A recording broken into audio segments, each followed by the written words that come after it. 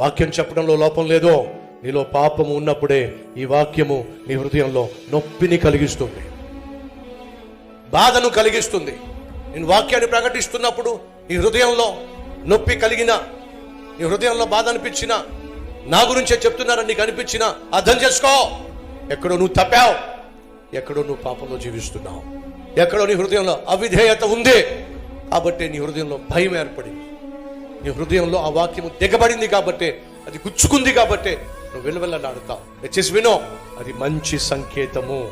ఏ సంకేతము? మంచి సంకేతం. వాక్యము నీ హృదయంలో దిగబడకపోయినా, వాక్యము నీ హృదయంలో గుచ్చుకోకపోయినా, అడుగుతున్నాను, రాయి మీదకి మీరు బాణం వేయండి, ఆ బాణం ఏమవుతుంది చెప్పండి? విరిగిపోతుంది. ఎందుకని?